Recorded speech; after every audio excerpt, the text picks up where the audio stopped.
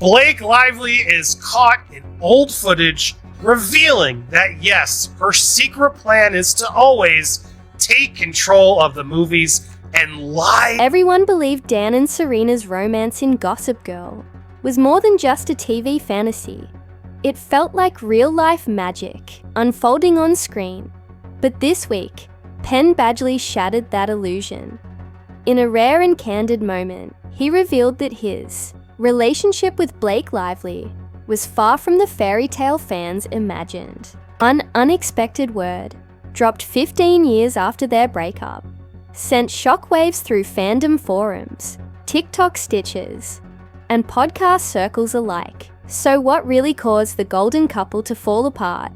And why does Penn now say that dating Blake came with a hidden cost no one saw coming? Stay with us, because behind the glamour, the true story of their off-screen love was anything but effortless. In fact, the real drama began the moment the director yelled, "Cut!" Back in 2007, Gossip Girl exploded onto screens like a glitter bomb aimed at a generation. From the very first episode, Dan Humphrey and Serena Vanderwoodson became the emotional core of the show, and just as quickly, Penn Badgley and Blake Lively became the it couple fans couldn't stop watching. On and off screen, they soon found themselves reenacting that same whirlwind romance. Off screen, but this time under the relentless gaze of paparazzi lenses. The network loved it.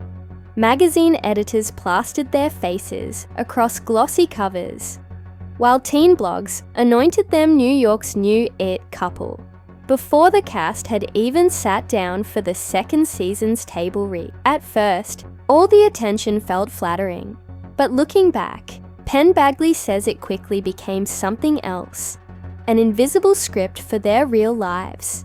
The louder the fans cheered, the more he began to question whether he was dating Blake or just co-starring in a real-time spin-off of Gossip Girl. Private dinners turned into flashbulb frenzies. Casual strolls through Soho became content for endless tabloid slideshow. Even their one-year anniversary was headline material. He doesn't blame the fans. After all, they were only in love with the story they were shown. But behind the fairy dust glow, Penn started noticing the first hairline fractures in the perfect image, cracks that eventually would split everything wide open. As Penn soon learned, fame isn't satisfied with applause and fan bouquets. It demands reruns, rewrites, and relentless retakes. By season 3, the scripts got steamier, ratings surged, and studio whispers turned to syndication deals. His own face stared back at him from bus stops, billboards, even lunchbox stickers. It might sound like a dream until you're eating a sandwich beneath your own airbrushed on a revealing April 2025 episode of Call Her Daddy. Penn opened up, calm, composed, but unflinchingly direct. He admitted that playing Dan during the day and dating Blake after hours began to blur the boundaries of his identity. To be honest, it was a struggle. He said, the spotlight didn't just illuminate, it magnified. Every insecurity he'd carried since childhood was suddenly under scrutiny. Something as trivial as a disagreement over laundry could spiral into a headline. He recalls arriving on set after a sleepless night of arguments, only to shoot a scene that painted them as the picture of young, effortless love. Blake, for her part, tried to keep their world small. She'd escape to her trailer between takes, or vanish on last-minute trips upstate. But the fandom followed, with hashtags, theories, and TikToks dissecting every move. Rumors that their relationship was fraying surfaced long before either of them dared admit it. Privately, Penn wrestled with imposter syndrome. Deep down, he feared that if he lost Blake, he might also lose the audience that had grown to adore them as a unit. So they made a pact: never fight in front of anyone they didn't completely trust. If you've ever wondered what it feels like to date under a microscope, picture this: 18-hour shoot days, scripts rewritten overnight, producers urging you to smile side by side at a charity gala, even when you're still mid-argument. One wardrobe assistant recalls Penn showing up with dark circles under his eyes, half joking, "These sideburns are all natural, and all stress." He laughed, but the tension was there. Always.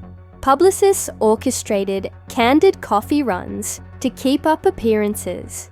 Assistants handed them talking points to ensure they sounded united. But what fans never saw were the quiet backstage debates, conversations about boundaries, burnout, and the price of being adored.